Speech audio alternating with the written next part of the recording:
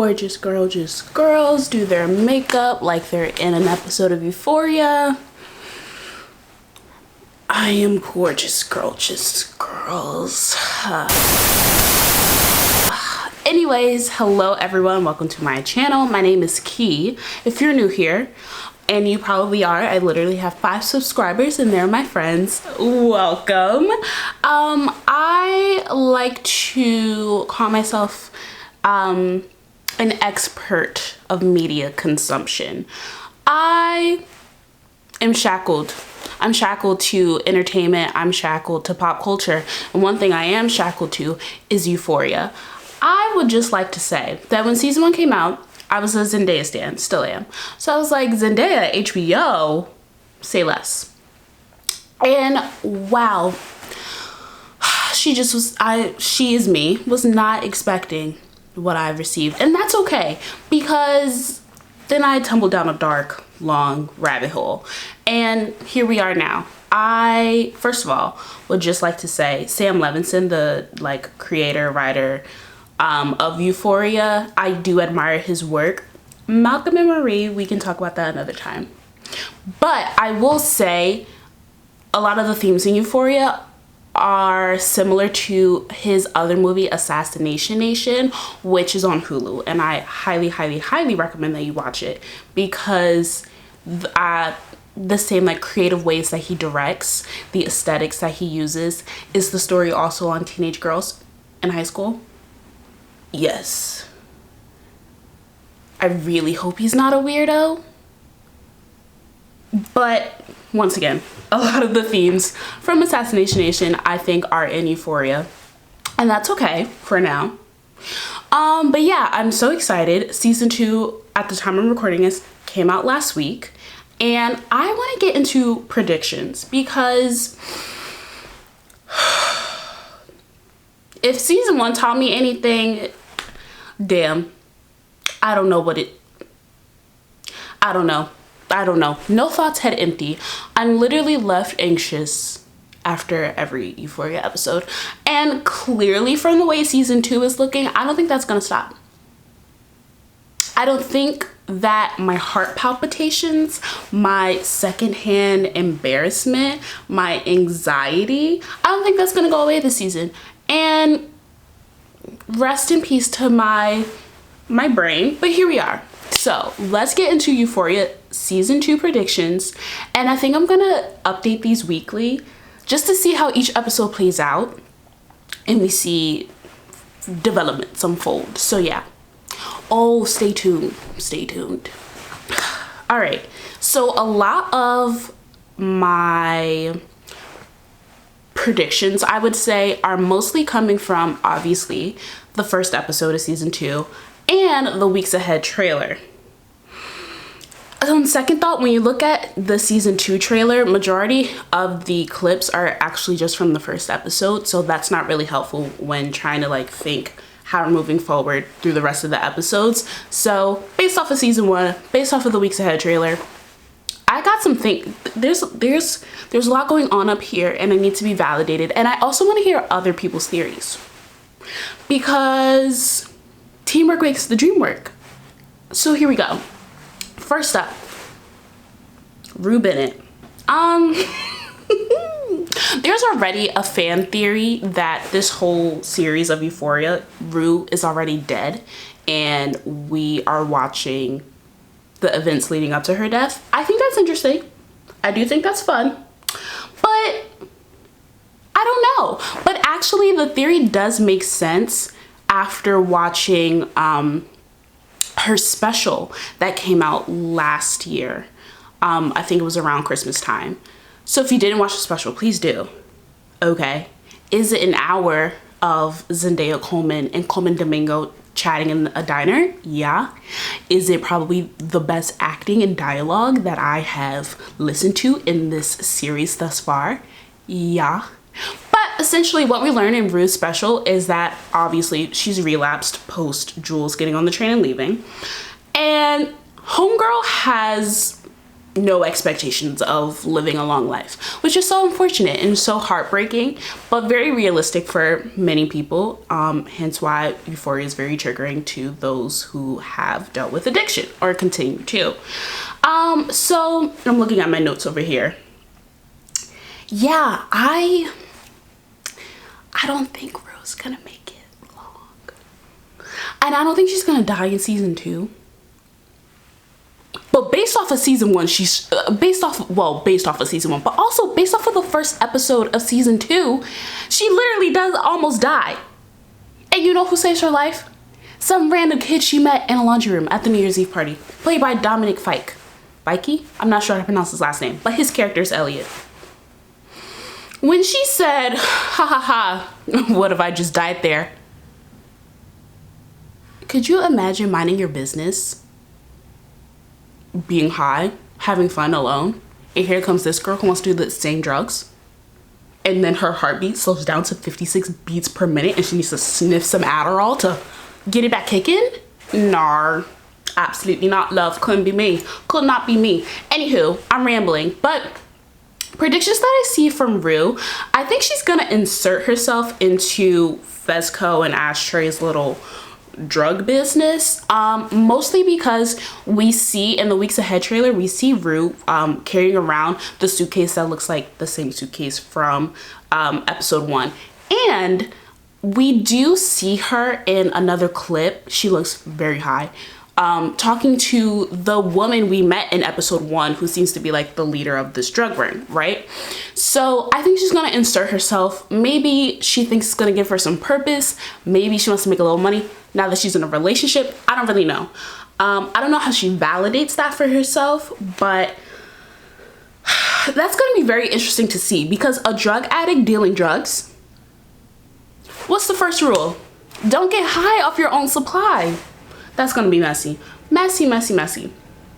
And then we also see in the Weeks Ahead trailer is that Rue finds it awkward that Elliot and Jules are meeting for the first time. And I think that's because I think we're gonna walk into episode 2 with the assumption, or we're explicitly going to be told, that Jules expects Rue to be sober again, like she was in season 1 when they were together.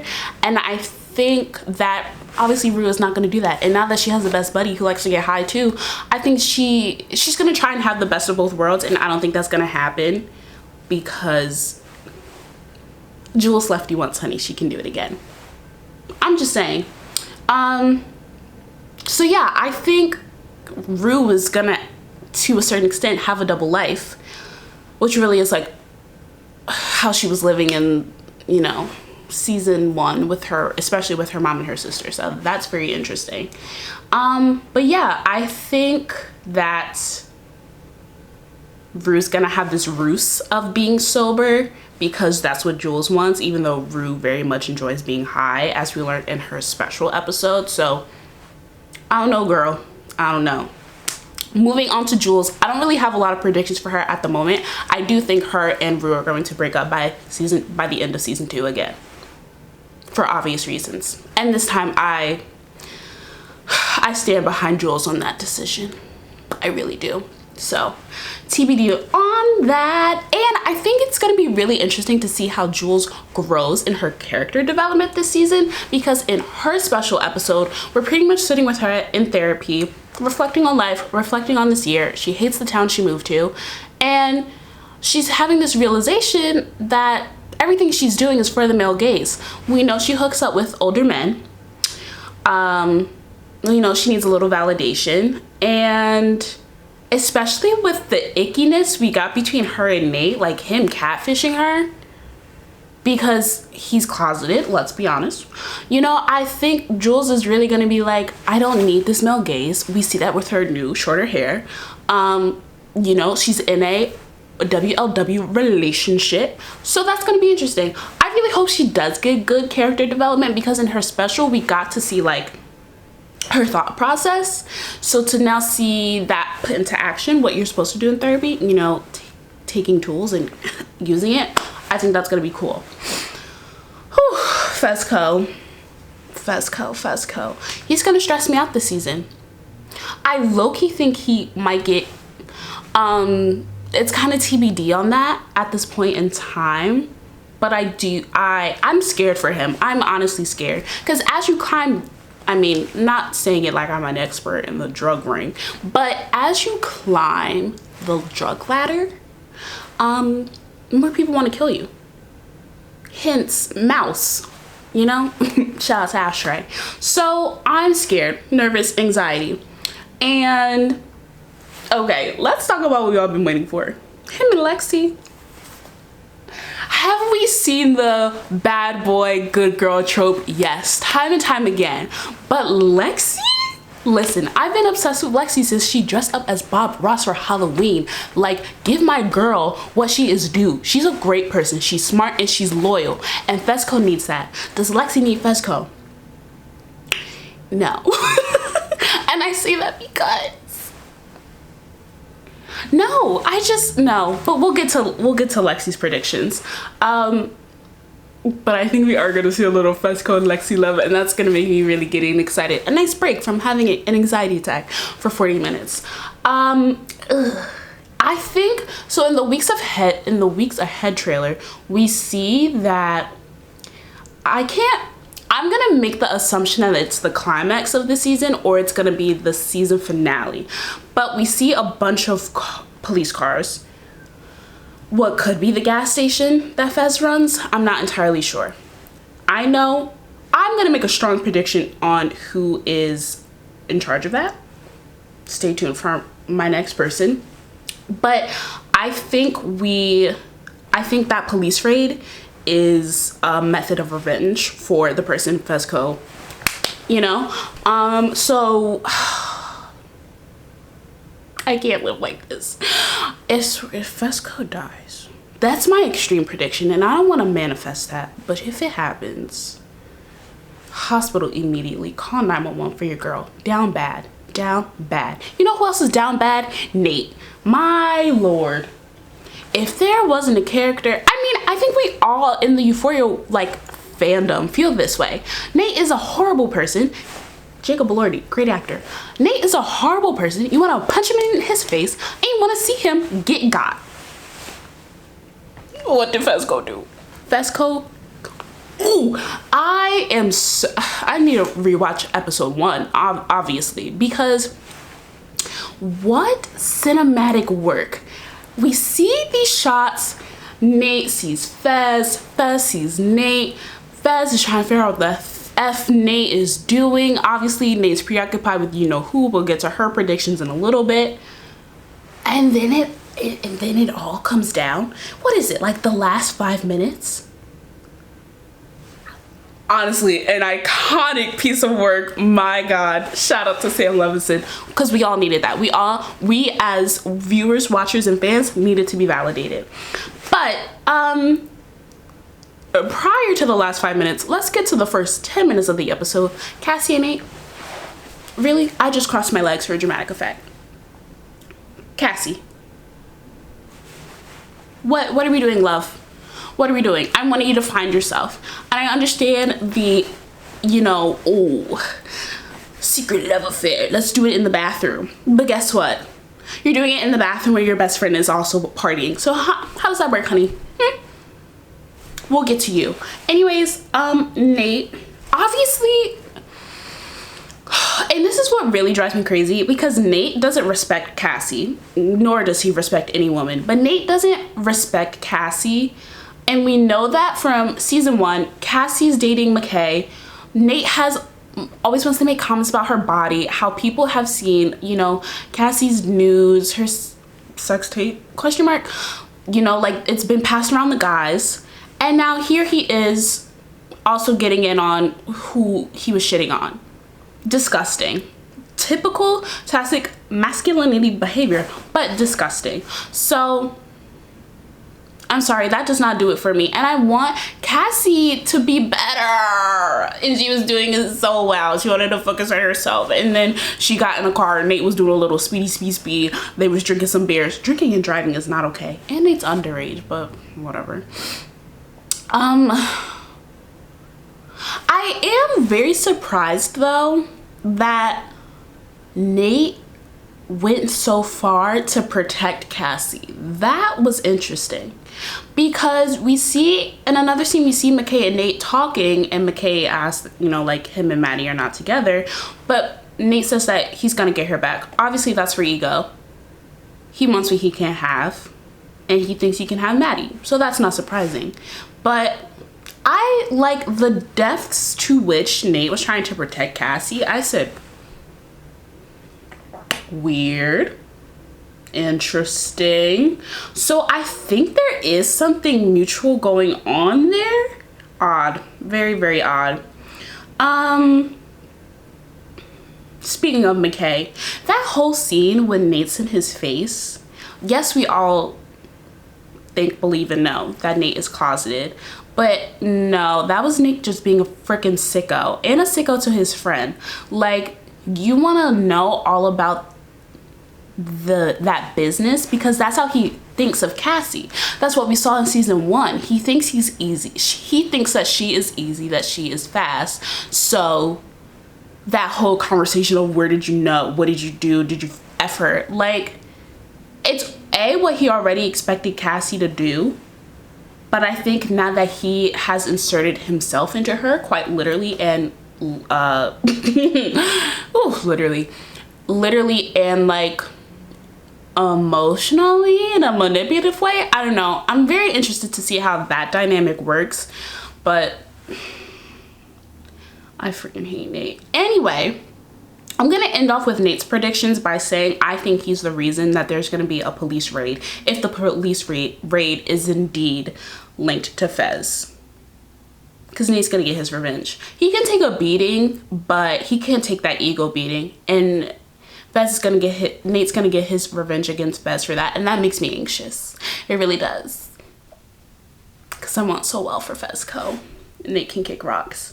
Moving on to Cassie. I've already talked about you, girl. You're sitting in the corner. Yeah, I'm really disappointed. Like, we have nothing to talk about.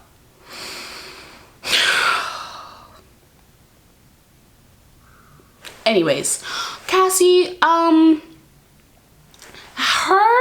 she's very interesting, because in her Weeks to Come trailer, there's a lot of scenes of Cassie, and it's her pretty much in midst of like self-care, but also mentally breaking down. Like, we see her in the tub with Mick, like with a face mask on. We see her shaving her face. I think these are all mechanisms of which she can feel like Maddie to keep getting Nate's attention, but still battling with the anxiety that she wants the attention of her best friend's ex-boyfriend.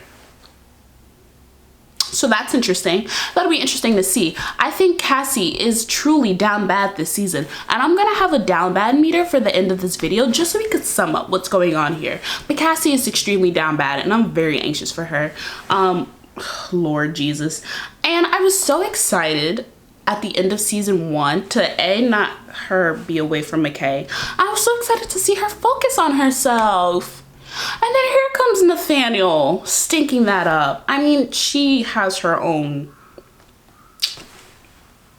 she too played a part in that, but like, gosh darn it, like Cassie,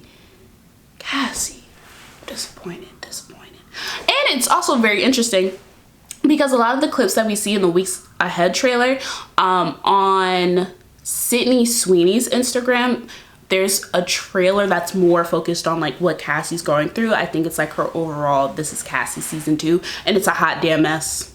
Insert picture here or here, wherever I put it. She's going through it. She's looking like a country star and feeling never better than ever, whatever the hell she says. Oof, anxiety.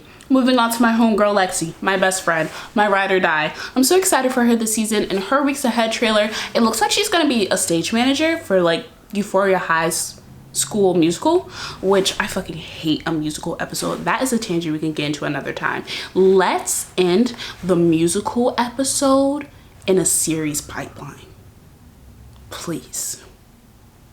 This is not Glee. Moving on. So I'm really excited for her, and she has a voiceover whereas like she's saying like she knows what she's doing and she feels confident, and that's what I want to see from Lexi. We saw her be, you know, Rue's tossed aside best friend, especially when her and Rue and Jules got together. So to see Lexi as like her own independent person pursuing her own relationship, I think that's so exciting. I'm really excited for her. Like, I'm pumped. And I think she is the least down bad out of all of us. Unless something bad happens with Fez, then she's gonna be down bad, but we'll get to that. I don't really have any predictions for Maddie at this point in time because homegirl was just living her life at the New Year's Eve party. But I feel like that'll be something to tackle after seeing, you know, maybe episode 2 or 3. And then last but not least, Kat. In my list of issues that I have with Euphoria season 1, I'm very annoyed with the way Kat is written. Because why do we have a 16-year-old girl camming? Sam? That's how she finds her strength and power and femininity? Through camming? We couldn't have thought of anything else. Anything more age appropriate? Anything more, I don't know, like camming? Really? Ugh, that. I digress. But I still have an issue with that whole storyline. Whatever. Kat, we don't really see a lot of her in episode 1. We do have a few scenes with her, between her and Jules. She does talk to Jules about how she's a little sad that her and Jules weren't closer as friends because Rue and Jules got super close, etc., etc. But the last time we see Kat, you know, she hurt Ethan. I love that for them. I'm a little nervous because when we first met Kat, she was looking for validation in boys and men, the male gaze, etc. So she started hooking up with boys. Cool. Then she started camming. Weird. And now that she has a boyfriend, in theory, she has that male validation because she's in a relationship, right? But in her in the weeks to come trailer, and in her own trailer that she posted on her Instagram account, Barbie Fear, the actress that plays her, Kat's going through it. Kat's down bad. And I don't know if that's because she gets caught for camming or if she is quite literally so consumed by who she is in a high school relationship, who she is as her own person. I don't know. I think that's really interesting. I feel like with a lot of the at least teenage girls that we're seeing in the season 2 of Euphoria, I feel like a big theme that's coming into play here is authenticity. Like, who am I? Like, finding oneself. I think we're gonna see that from Lexi in a positive way. I think I think Cassie's journey with that's gonna be a hot mess. And I think Kat's is too. So therefore, in conclusion, it's gonna be interesting. I think the same way with Rue. Rue wants to be herself. But with Jules wants to live for herself. I think self is a big thing for the girls, and that's really exciting. Yeah, man. I don't freaking know. So let me insert my down bad meter just so we can all see together what in the heck is going on here. Right. So, wow. There's a lot of people down bad. So I made my down bad meter. Hold on. Where is it?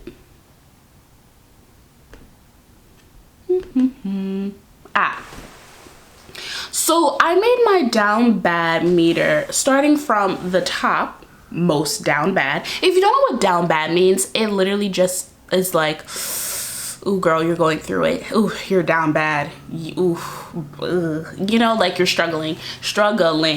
So in my down bad meter, we have Cassie at the top. I think enough has been said. If you've seen episode 1, if you just listen to me ramble, you know why Cassie is down bad. Next down bad, we have Fezco and Nate. I think their storylines are going to be very much loosely, moderately tied together. What one does is going to directly reflect on the other. Stressful. Next on the down bad meter, we have Rue, because she does drugs and wants to not live for a long time. And we have her new bestie, Elliot, who also does drugs. Let's also remember that Rue's probably going to get herself into this drug venture, so bless her heart. And then we have Jules. Jules is not as down bad. I think a lot of what's going to happen to her character this season is directly reflected on Rue. Same how like Fez and Nate are kind of linked together. Definitely so are Rue and Jules. Least down bad is freaking Lexi, of course. I think we're gonna see great things happen for Lexi while everybody else around her is gonna go downhill. And then I do have Kat as down bad, but we haven't seen the down bad yet. It's coming. We know it's coming, but where? So she's at the bottom, and she'll be making her way through the top. Yeah. So, in conclusion, those are my Euphoria season 2 predictions based off of episode 1. I'm very much excited to come back next week and update the sucker. Update the Euphoria down bad meter. You know, who's really going through it and who isn't. Who is gonna stress me out and who's gonna give me a panic attack. So that's so exciting. Can't wait. But anyway, thank you so much for watching my video. If you are excited to see more of my thoughts, please like this video, subscribe, and put your predictions down in the bottom because I really want to talk. I'm so curious. And yeah, thank you so much, guys. This has been another video by Key. Have a good one.